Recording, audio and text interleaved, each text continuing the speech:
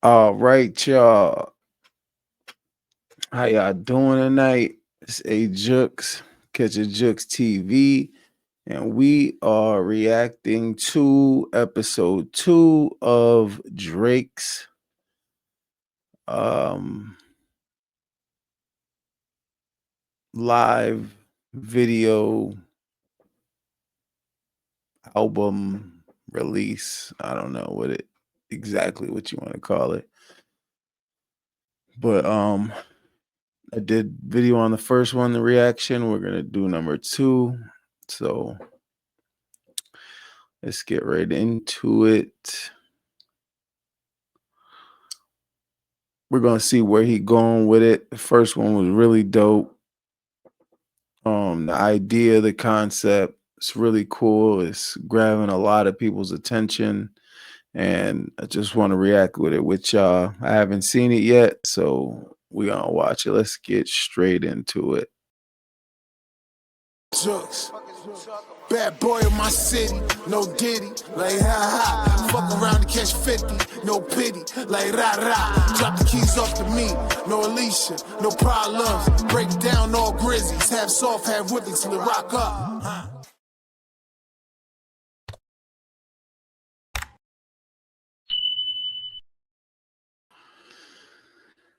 Please, if you can, like the videos, all the videos. If you don't like them, it's fine. But if you like them, like them. If you want to comment, subscribe, hit the bell so you can know when I'm posting new stuff. Let's get into it, man. So far, what you think about Drake and the way he's moving with this right now? I just want to know what people really think. Like, is he coming for? I feel like he's coming for some big. Like, he's coming for something big. Apologize for my loud ass chair too. Gotta get a new chair, bro. Anyways, we're gonna go right into it. Let's do this.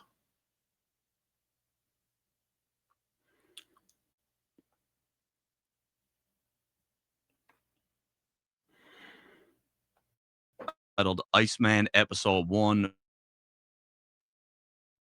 which is something that we did break down on the channel. Now, a lot of us assume that this would be a series of streams. Drake dropped episode 2 is going. So Drake is currently touring Europe right now, and when I looked at his schedule, I was really puzzled as to how he would even find the time to film the next Iceman episode. Everything that he's been doing takes an extreme amount of effort and time, and the fact that they're pulling things off like this on his day off between shows is really a testament to just how hard this team is working. It really seems like he's constantly working. A big shout out to the OVO team and shout out to the dude that's making this video. He's very strategic with what he's doing. He's put these videos together very well. So shout out What's the Dirt. All right. Shout out him, man. Like, I don't even know when he sleeps. The first thing that we see is a black screen with nothing on it, and we hear the voice of an unknown man. What's going on, man? It's been like 3 weeks since they found your truck. Shed is empty. No one can find you. You're not picking up. Everybody's looking for you, bro. This is going to be a problem. I don't know who this man is, but it is a unique recording, as I can't find a single piece of media, a movie, or any audio that matches this quote. The man says that a truck was found 3 weeks ago, and this aligns great with the Iceman episode 1 drop, as we had Drake driving the delivery vehicle 19 days prior, which is pretty much 3 weeks. It's for that reason where I believe the voicemail from this man really acts as a narrative bridge to tie the 2 episodes together. So he ends off episode 1 in the truck. Now it's 3 weeks later. So Drake is really building on this character arc, and make no mistake, there is a story being told across these episodes. It's insanely cryptic, all of it. My theory on the voicemail is I believe the man leaving the message and what he's saying could be tied to Drake. It is very cryptic. He's subliminally attacking everyone that I feel like done him wrong throughout the years.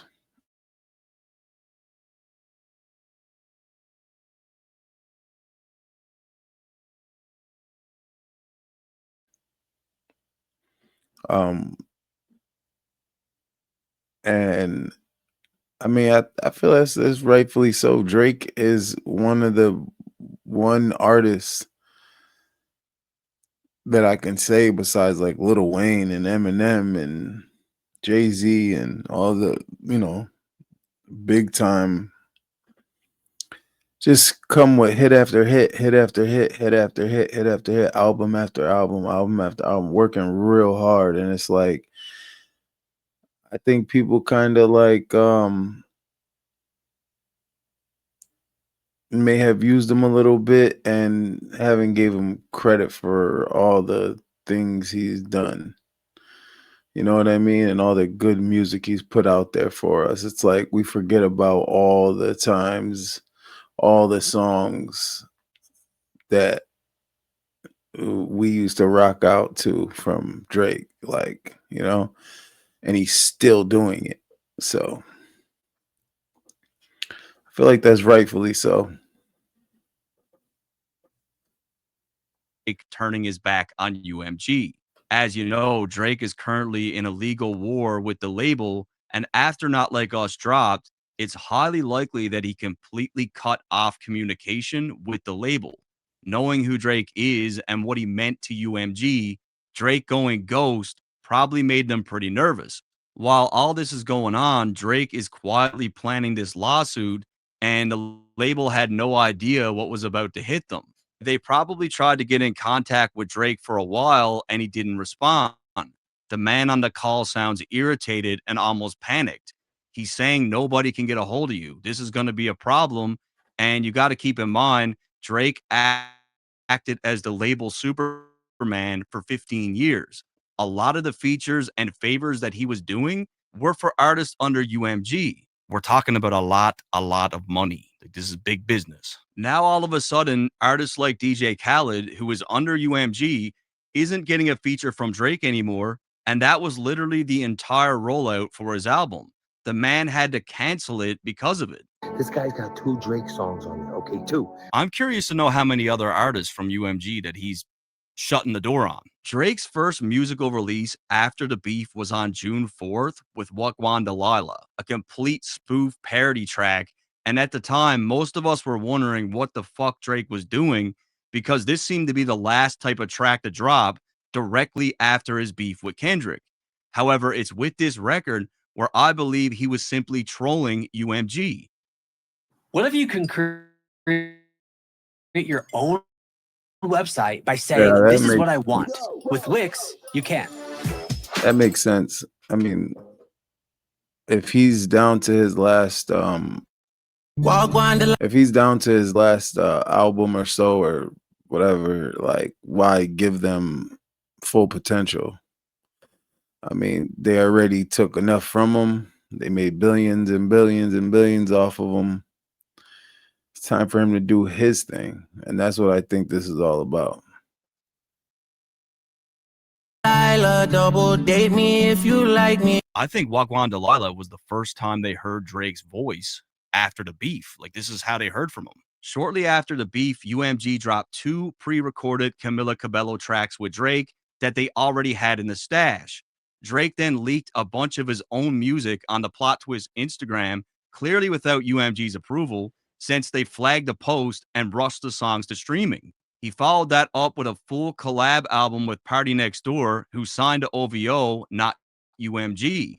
The project dropped under Santa Ana, which was Sony, limiting UMG's profits. From there, Drake did a Spanish feature with Chino Paquez, another artist signed by Drake for one album, and a new collab with Smiley, another one of his artists. Even when you look at the credits on the Party Next Door project, there isn't a single UMG artist. It has mostly independent Canadian producers, and there's no UMG in sight. And to me, this is what Iceman really means. is all this. When Pusha T claimed that UMG stopped the Kendrick verse on the Clips album, I believe him because I think they didn't want to piss Drake off even more. It's pretty obvious they had high hopes of patching things up with Drake, but I can almost guarantee that that's never going to happen. Just take a look at the artist that he took out at Wireless Festival. Lauryn Hill, look into her history on how she feels about record labels. This is pretty dope, and it's pretty deep, actually. Like, he's definitely sending signals here. I mean, you're kind of oblivious if you don't see the signs that he's sending here, like to his record label. This is crazy. She is someone that had deep ongoing issues with Sony and Roughhouse. She hated it. She walked away, and there are a lot of theories for what exactly happened with her and the industry. Bryson Tiller under Sony, Lotto, Sony, Vanessa Carlton. This young girl was supposed to be a superstar, and it was with the exact same record that she played with Drake at Wireless, 1,000 Miles, that got her signed under UMG. Coming into her second album, she hated working with this label. She had zero creative control. They controlled her entire life. She absolutely hated it. And the industry chewed her up and spit her out. And she left in 2005. My dream came true. I got this record deal.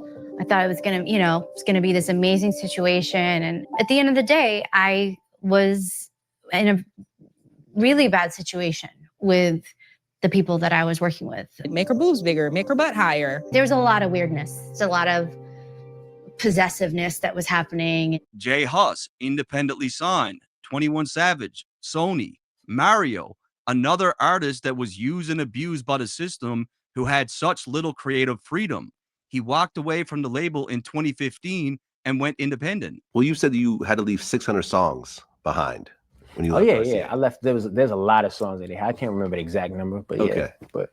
A lot of songs. Yeah. Bobby Valentino, another artist who was under UMG that voiced his frustrations with album delays and less expected sales. He was dropped in 2008 and went independent. Then you go get a label situation, and then here comes a label telling you what producers to work with, what your sound is, and then when it doesn't have success, you're gonna. All right, we get this situation that basically he's coming for the label. He's coming at the label as well as people that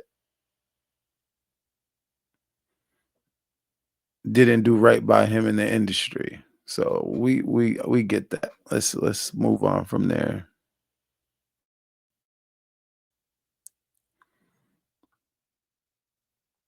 He's a cog in the machine, just another worker inside the system. We see flashes of a young, hungry Drake, just a naive kid chasing the dream, but that innocence fades fast. The scene shifts to something far darker as we see Drake surrounded by guns with two larger rifles aimed at one another. And from the beginning, I saw this as a metaphor for the war with the label system, specifically UMG. When Drake clocks out and slams that gate shut, it is symbolic. He's not just ending a shift, he's walking away from the machine and he's going to war against them. Some rumors say that Iceman is the final album that is owed to UMG under contract. And if this is true, then it all makes sense. This is it. Like, Iceman is his last work shift. He's done. So to me, it only makes sense that when he parks that truck and 3 weeks later, the man is saying they found it and it's empty. That's because Drake's days as UMG's delivery boy are over. And to me, this is a huge part of the premise behind Iceman and like what all this means. Anyways, the scene switches to a brick wall and you could see there's a door with a Pinocchio drawn onto it. Now, I actually tracked this exact location down, and as you could see here, the Pinocchio artwork isn't on the shot from Google Maps. So obviously Drake put that there for a reason. Filming it in Manchester makes sense because he had a show just the next night. Next, it switches to a scene where we see a pedestrian crosswalk sign, and I was able to find this location on the map as well. You can see that it's just up the street from the last scene. Something that you'll also notice here is that on the pedestrian sign itself is a hand-drawn sketch of what appears to be Spider-Man. And that's not even the first time that we saw this sketch. In episode 1, I remembered that when the scene showed the whiteboard with all the different types of ice on it, you could also see that same character again. At first, I really thought this was Spider-Man, but Certified Jarrett on Twitter claimed that this was the logo of Ben Dorado, who carried out a lot of design work for Party and Drake's album, and he also works closely with Drake's brand partner, Nocta. So I'm just not going to go down any Spider-Man rabbit holes yet. The scene then switches for the third time, and again, I traced it all on a map, so without a doubt, the last 3 shots were all filmed in the exact same area. As you could see here, this is the exact same location from Drake's stream. I saw people assume that this was like pre-recorded, but it's not. This is all live. Next, the scene switches to the inside of the building, and the business that Drake is at is called Sure Shot Brewing in Manchester. I can't swear at him, probably not. This is sick. I even found a photo from this exact scene with Drake on their website. They're a small independent company. Drake enters the scene still wearing the Iceman hoodie from the first episode, and you could see him looking at the red button on the left-hand side. Then he tinkers with the control panel in the front, which also has a red button, and the scene switches again, and he approaches another red button. You can't really see which buttons he's pressing. On Sure Shot's Instagram account, they shared some photos of Drake in their shop with the following caption: "Had a new brewer start last night. He turned on the chiller, prepped the lines, and locked up.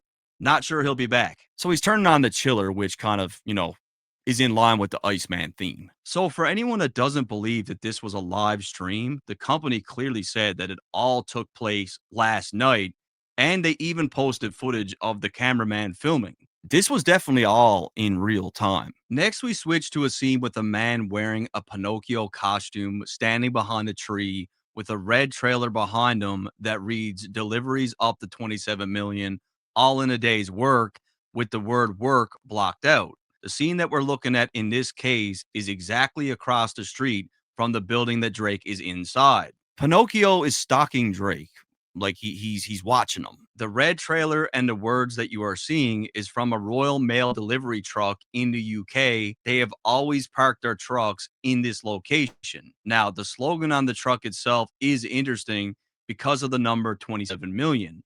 This is the exact number of views that Kendrick's Super Bowl performance had on YouTube in the first 24 hours. Given the fact that Pinocchio is paired with that number, I just don't think it's a coincidence. Drake has made plenty of claims about bot usage, and now we've got a man literally stalking him in a Pinocchio costume. So there's no doubt in my mind that this character is meant to represent Kendrick. When we look at the character of Pinocchio, he is a wooden puppet fabricated by the man, and a fairy grants him the powers to be able to move around like a real person. From here, he desires nothing more than to be a real boy, and there is even a point in the 1940 Disney movie where Pinocchio is manipulated into performing at a puppet show by a fox named Honest John, as he ensures him that if he does this, it will make him a star. Bright lights, music, applause, fame, straight to the top. Why, I can see your name in lights 6 feet high. Pinocchio listens to Honest John, he does the show, and at first it all seems to be 100% worth it. However, he's ultimately trapped in a cage and is destined to be owned by the show owner for life. To me, you are belonging. We will tour the world, Paris, London. You will make lots of money. The role of Honest John in the Disney movie is an interesting parallel when we consider that John Janik, the CEO of Interscope Records, was so heavily involved in Kendrick's career. It's even more interesting when we see that John Janik has been named in the UMG lawsuit, where Drake's legal team have made demands to see compensation, incentives, salaries, and bonuses from John Janik specifically. In fact, it was just February of 2024, several months before the beef started, where it was announced that John will be shifted into a role where he assumed a greater responsibility over U.S. to be in Drake's place. Like Pinocchio, Kendrick wants to be Drake, who is also known as the boy, and with the assistance of the labels, he's given the biggest stage of his career. However, just like the 1940 movie, Drake is insinuating that all this will be short-lived because the facade cannot be maintained when it's built on a mountain of lies. This is not even the first time that he called him a puppet. He said it on Taylor Made. Hate all you corporate industry puppets, I'm not in the mood. While we're still on the topic of Pinocchio, remember we saw that Drake drew the character on the door next to that brick wall. Doors turn out to be an important theme in the Pinocchio movie because many of the doors that he goes through are metaphor traps. They look inviting but lead to danger. It's with this symbol on the door where Drake seems to be saying that when it's open up, Kendrick's lies will be devastatingly exposed. And yes, I did watch Pinocchio for this video. When it comes to the phrase on the truck, if you look closely, the word work is partially covered, leaving just the letter K and a period, which stands for KDOT. Now, to me, this part is probably just coincidence because the sign that is blocking the word has been in that location for a very long time, even in older photos. I do think it's a coincidence because that sign, like, it looks like it hasn't moved in years. Drake closes the gate behind him and steps outside, glancing around like he's checking to see if someone's trailing him. Then we cut to another shot of Pinocchio, only now he's moved. He's no longer by the tree as he's crept closer to the building, hiding awkwardly in the bushes. With that said, he's doing a terrible job of blending in. His bright red costume clashes hard against the green backdrop. He sticks out like a sore thumb, just watching as Drake walks right past him. You'll notice that Drake looks back in his exact direction multiple times. It's possible that Drake knows what he's doing, but he doesn't seem all that bothered by it. The scene then switches to a close-up of door number 1, where the camera focuses on security tracking labels. This is a sure sign that the area is being monitored, which might not be the best news for Pinocchio, especially considering what unfolds later in the stream. The scene then switches to a departure board for a train headed to York from the Manchester Piccadilly station. This train is set to depart at 2:44 a.m., and I confirm that this is indeed a regular scheduled route. So it's not like Drake put the words there, like this is an actual scheduled route at that station. And really, this is another strong indication that everything we are seeing is being filmed in real time. 2:44 a.m. is 9:44 Eastern. The stream was scheduled for 9 o'clock. It had a 10-15 minute delay. And as you could see, the clock that's rolling shows a time of 9:21 p.m. So again, for the people who think this is all pre-film, like it's not. It's all live. What we see next is the Manchester Victoria Bats building. This is an old building that was built in 1906 as a place where people could bathe and shower. Next, we switch to various scenes within the building itself, and the common theme for most of the visuals is clearly doors. Unlike the closed doors shown with the Pinocchio on it, these doors are all open. This likely symbolizes what we discussed earlier. An open door symbolizes that secrets are no longer hidden. Something that was once private is now exposed or accessible. Multiple open doors also symbolize multiple secrets. While Drake was in the brewery, we saw multiple red buttons, and you'll soon see the name of the upcoming song that he previews is called Which One? We have got to the point where literally anybody can build a fully working app without knowing how to code. This is base for. Which one? Like, which button should. So he's being very heavily intricate about everything he's doing in these little lives. He's giving you a movie. He's not just giving you an album. He's giving you a little movie or short stories. Should I press first? Like, which door should I open? It's in season 2, episode 6. In that episode, Tommy holds dangerous secrets about government deals and intelligence operations. He really knows too much, and he fears that powerful people around him might have service. In the event of my death, it is imperative he be brought to justice. Eventually, Central C, who again seems to be channeling Tommy's character, meets Drake at the top level of the pool and hands him a bag. Now, in my opinion, the bag likely represents one of two things. One, incriminating evidence that someone gave Drake, meaning he's in possession of something they never thought would surface, information that certain people are desperate to keep buried, Or two, the bag acts as a metaphor for the knowledge that Drake already has. Central C's character really could just be a symbol or a vessel.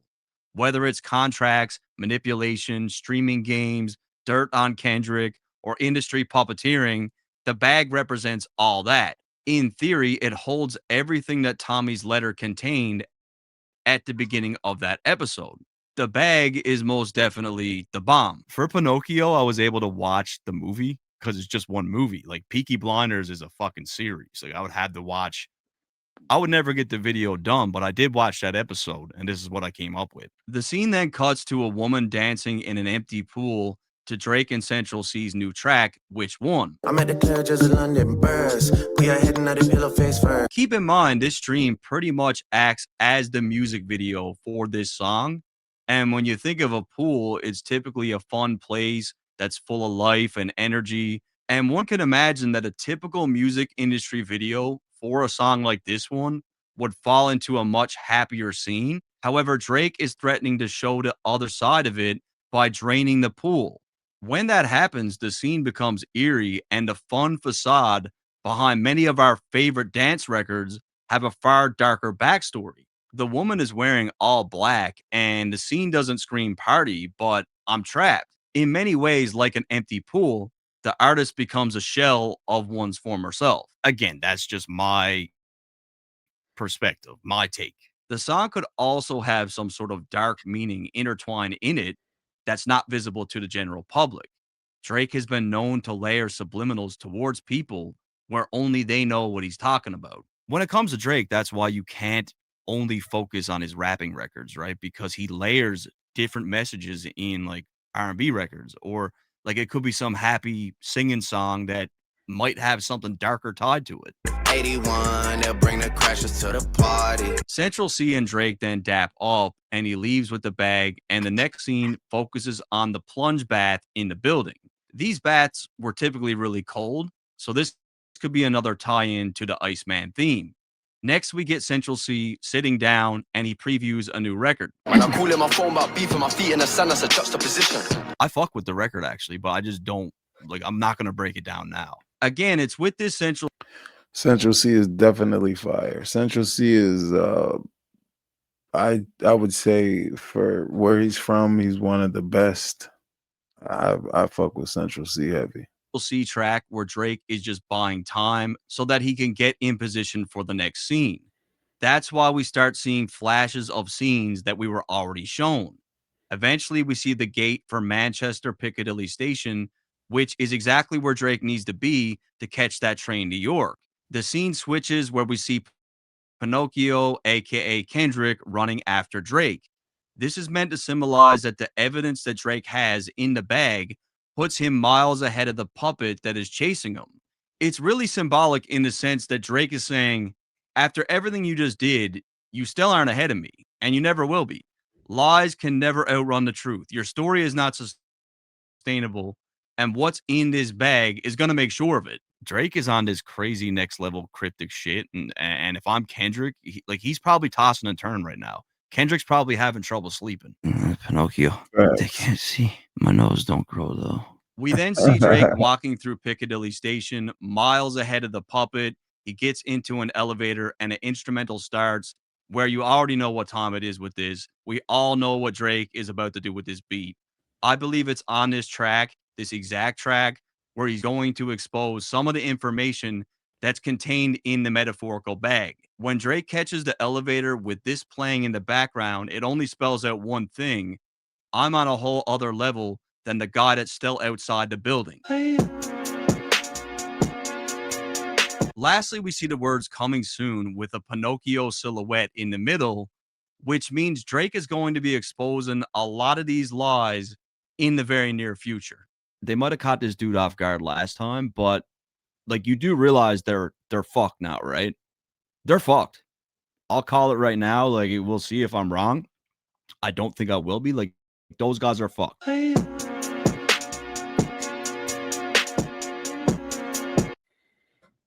Okay. That one was a little